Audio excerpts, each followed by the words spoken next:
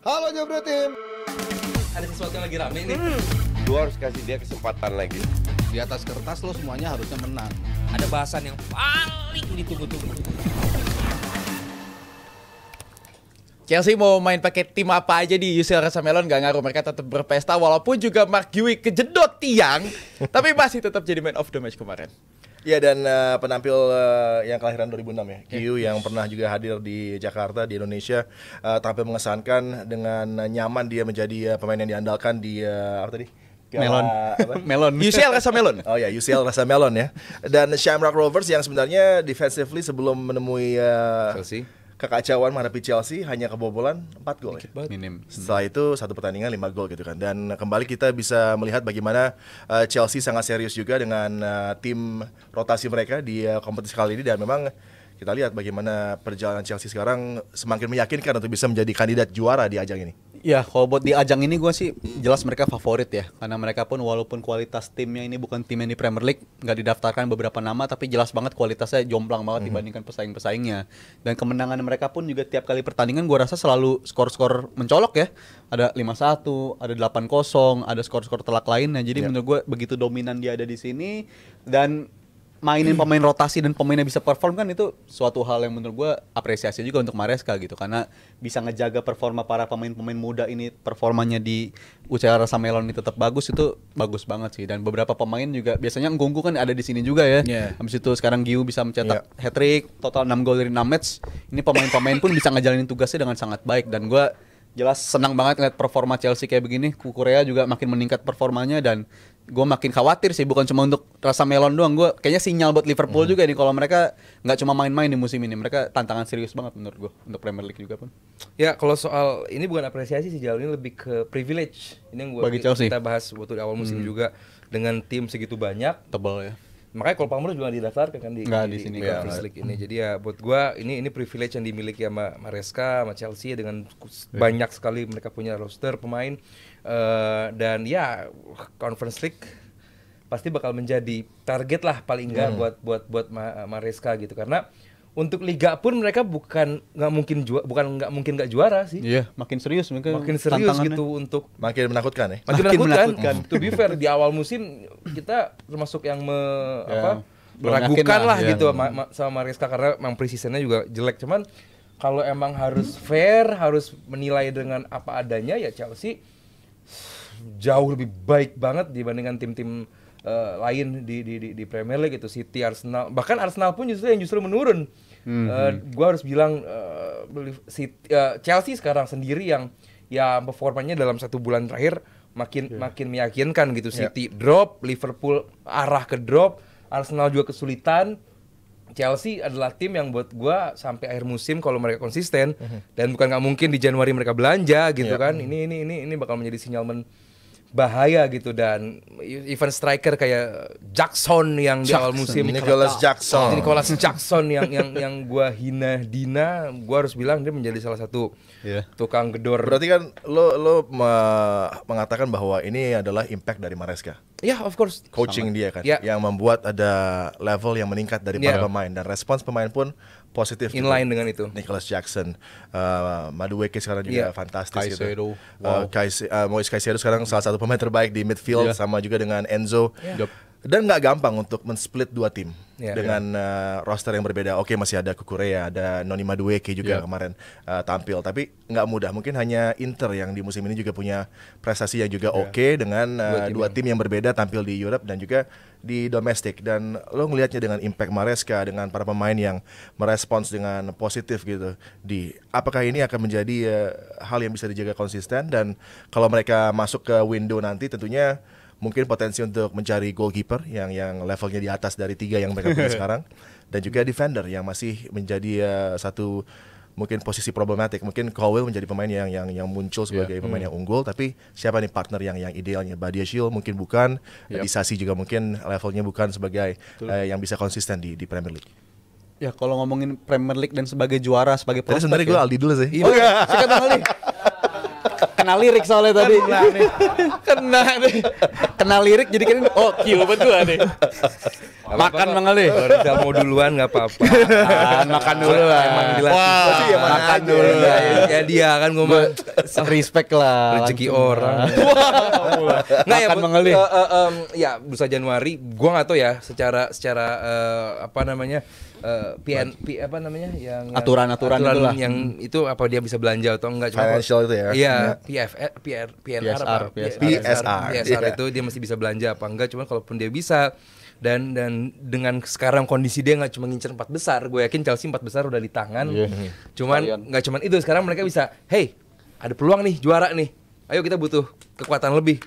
Gue rasa Chelsea dan manajemennya bakal mati-matian Newport Enzo Maresca sih, karena lu nggak cuma pelatih yang bisa mengantarkan kita ke 4 besar, tapi tiba-tiba instant impact, sama seperti Arne Slot juga yang punya instant impact, peluang untuk juara ada gitu. Ya emang masih kejauhan, cuman gue rasa dengan apa yang mereka tunjukkan dalam beberapa bulan terakhir, waktu terakhir, compete untuk juara itu mungkin. Dan tadi seperti Adi bilang juga, kiper di mana Chelsea hampir kesulitan clean sheet, backnya juga backnya jelek gitu. Dan nasib dari seorang Reece James gimana di kanan, terus juga kalau di tengah ya udah oke lah ya, masalahnya terus juga tambahan kasusnya Mikhailo. Ya buat gue Chelsea harus segera menampungkan. Dan kalau balik lagi pertanyaan Adi, nggak mudah karena kalau kita misalnya nih ya, tim itu kan ada drill tuh 2 kali sebelum dia tanding gitu, dan drill pertama dengan seluruh pemain, drill kedua dengan first team yang bakal main. Nah first team ini kan yang bakal pusing nanti si Enzo Maresca gitu, karena setiap gamenya mungkin di minggu dia main Premier League, di Kamis dia main Europa League. Ini bakal menjadi Conference League malah. Ini bakal menjadi 2 tim yang berbeda gitu. Nah, treatment dengan pemain berbeda, pendekatan pemain dengan berbeda, itu nggak gampang. Dan so far Enzo Maresca udah menunjukkan kualitas yang juga cukup baik untuk main manajemen segitu banyak tim gitu. Di 2 pelatih sebelum Chelsea, sebelum Maresca kelihatan sekali gagal. Gue harus bilang gagal 2 pelatih Chelsea sebelumnya. Dan Pochettino nggak bisa dibilang gagal kayaknya. Strong finish musim lalu. Iya, foundationnya udah di-setup sama gue sih, tapi nggak sukses. Menurut gue tapi.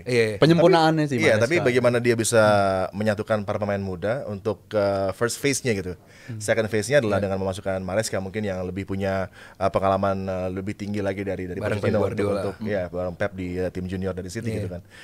Tapi juga kita melihat bagaimana ada kasus Mikhailo Mudryk. Kalau ini terjadi untuk tim lain yang beredar di Premier League sekarang, mungkin akan jadi kendala, tapi nggak untuk Chelsea dengan roster mereka, dengan form mereka saat ini sepertinya menjadi side story aja gitu. Dan kalau memang harus loss 90 juta itu ya mereka nggak akan punya masalah. Ini semua businessman gitu kan, dan Todd Boehly adalah businessman yang tahu betul bakal ada kerugian dari beberapa blue chip yang dia miliki. Ya, Mudryk kontrak dengan segitu panjangnya ya jelas aneh sih kasus ini ya, jelas kerugian juga bagi Chelsea-nya gitu, udah ngasih kontrak sepanjang itu buat dia. Kasus doping pula, mending kalau doping jago kan, tapi ternyata performanya juga nggak jago-jago banget. Mudryk di musim ini pun juga nggak terlalu meningkat. Jadi menurut gue Mudryk salah satu transfer paling flop di era Boehly, mungkin bisa gue katakan seperti itu. Tapi tadi Bang Aldi soal nyinggung soal ini ya, perotasian pemain itu menurut gue salah satu kunci kenapa Chelsea bisa squad itu kelihatan happy banget lah di musim ini, karena ada beberapa momen ketika pilihan utama mereka kan biasanya di kanan si Madueke, di kirinya Sancho di musim ini. Tapi ketika salah satunya nggak form atau dua-duanya nggak perform, mereka rotasi dan pemain rotasinya bisa meningkat gitu performanya, bisa ngisi kekosongan. Karena yang yang bisa ganti juga ditawarkan. Pedro Neto kan. Pedro Neto punya kualitas juga, dan pemain yang Gila, habis digantikan dalam banget timnya, kualitas yang dalam sih lebih penting lagi. Dan itu menurut gue sangat-sangat membantu Chelsea, karena terbukti ketika si Sancho-nya dicoba lagi, performanya udah sehat lagi gitu. Jadi benar-benar otak-atiknya tuh pinter banget dari Maresca. Ya tadi Bang Adi juga benar banget soal fondasi yang dibangun sama Pochettino tuh udah bagus juga gitu. Karena gue inget di akhir musim lalu pun dia sempat datang ke Anfield, timnya tuh belum jadi kan ketika mereka dibantai 4-1, di kiri masih Chilwell, Jackson belum kayak sekarang, tapi setelah itu ada perubahan, Kukurea lebih inverted segala macam, itu malah meningkat performa mereka. Dan apa yang dilakukan Maresca di musim ini itu lebih ke penyempurnaan sih, dimana Caicedo kelihatan kayak Caicedo era Brighton, dan Enzo di musim ini jelas Enzo yang berbeda dibandingkan 2 musim sebelumnya. Jadi gue rasa ini kredit buat Maresca dan kredit juga buat para pemain yang performanya meningkat banget. Tim paling subur, tim yang selalu bisa nyiptain peluang tiap pertandingan, tapi ya itu masalahnya. Gue yakin mereka juara karena faktor itu.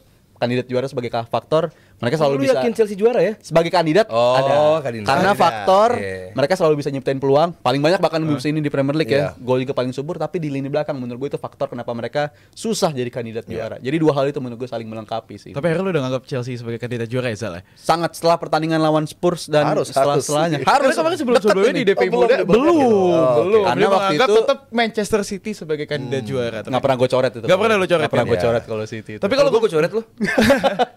Iyalah kalau gue Kalau coret gua lah. ngeliat Lawan keadaan MU, sekarang lawan ya. MU kalah sih udah pasti gue coret lah mahkota MU ini mana gitu mahkota. Ayo gue nambahin dikit kenapa gue jadiin masukin Chelsea jadi kandidat karena gue tadinya pengen lihat respon mereka setelah ketinggalan tuh biasanya tim juara kan gitu nggak harus main bagus tapi lu bisa nggak tetap menang dan ternyata Chelsea beberapa kali nunjukin setelah lawan Spurs salah satunya mereka ketinggalan mereka tetap bisa ngerespon gitu dan menurut gue itu salah satu clue buat pesaing sih Terlalu hahaha kalau Liverpool nggak juara musim ini.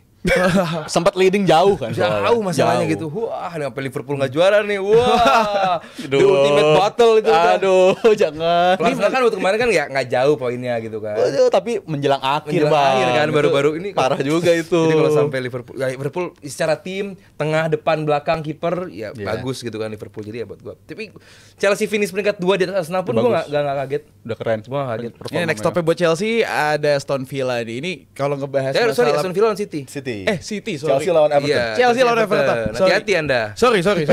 Nanti gue bisa dihujat ini sama Jebret Tim Iya. masalah ini. Mohon maaf Jebret Tim. Wah, pandit MU dasar. Iya, pandit MU dasar. Yang kena MU kan.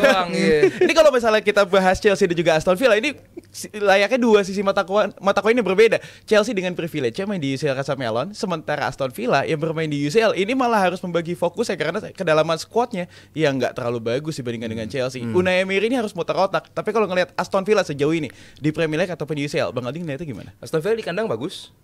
selalu ya Di kandang bagus gitu. Apalagi nanti bakal ketemu City kan. Nggak mudah juga menghadapi Aston Villa di kandang walaupun dia lagi di game terakhir sama-sama kalah di Premier League City dan juga Aston Villa dan absennya beberapa pemain penting juga bakal jadi PR gimana si Matthew Cash bakal main lebih tinggi menjadi sayap kanan di kanan Konsa artinya bahwa ya secara defense gua rasa ya even Emi Martinez pun juga lagi nggak dalam fase terbaiknya gitu jadi Watkins cedera juga, walaupun yang gantiin juga oke, artinya bahwa ya Aston Villa nggak lagi dalam fase terbaik. Kalau City ya ini nggak perlu kita ulangi lagi gitu bahwa Pep dalam fase terburuk dalam sepanjang karirnya gitu. 8 kekalahan dalam 11 game terakhir. Yep. Artinya ini emang udah dibilang anomali ini kayak bukan timnya Pep dan kayak bukan City gitu. Jadi ya gua rasa City menghadapi Aston Villa di Villa Park seri buat gua hal yang fair gitu dua tim lagi jelek gitu dan sulit juga City menang away gitu walaupun gua nggak kaget kalau City menang cuman sulit sekali untuk City menang di Villa Park. Ya bagi City sendiri yang paling mengecewakan dari 11 game itu adalah mereka pun juga udah ada bukti banyak banget ya. Mereka udah leading pun nggak bisa mempertahankan leading tersebut. Lawan Brighton, lawan United, mereka tetap ada momen rapuhnya lah.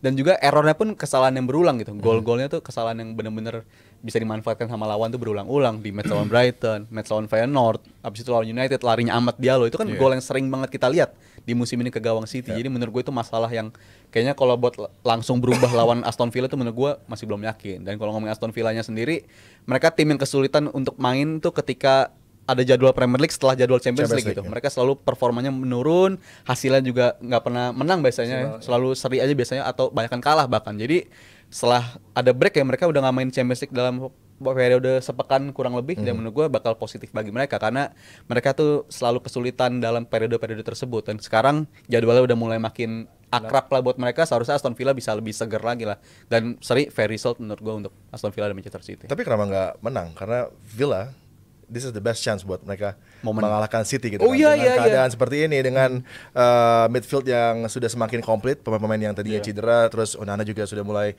bisa main lagi gitu kan. Ada Onana yang penting juga perannya. Kamara di sana juga. The good Onana. Yang satu bagus juga. Iya, satu bagus juga. The season udah oke.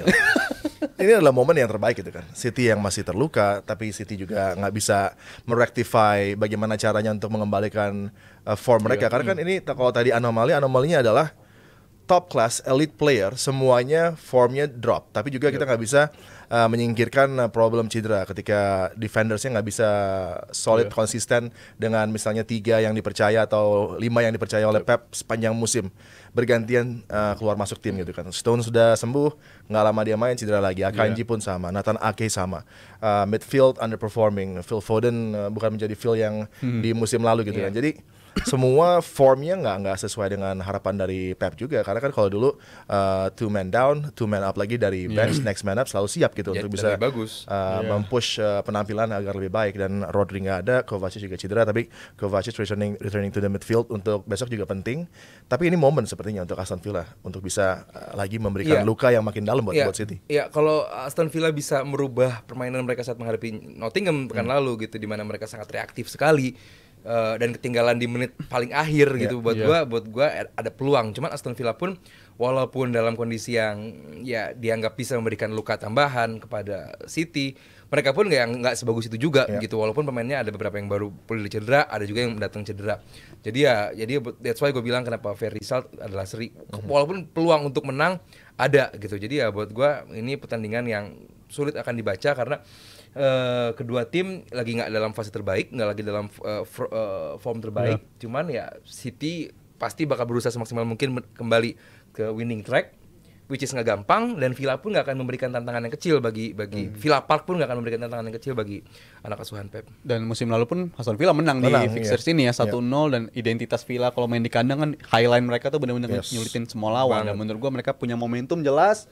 Tapi kan kalau ngomongin City dan Guardiola ya benar ini anomali, tapi gue selalu ngerasa kayak ada momen dia bakal twitch taktikal dia lah. Dan gue rasa di game-game kayak gini harusnya dia udah berubah, karena udah terbukti berpekan-pekan situasinya masih sama aja, nggak berubah-berubah juga. Dan menurut gue waktu udah time is running out gitu bagi City dan juga bagi Guardiola untuk bisa berbicara soal title contender lagi. Dan menurut gue rasanya kalau dia ubah taktikal yang secara radikal di match besok, menurut gue itu fair point menurut gue. Radikal seperti apa?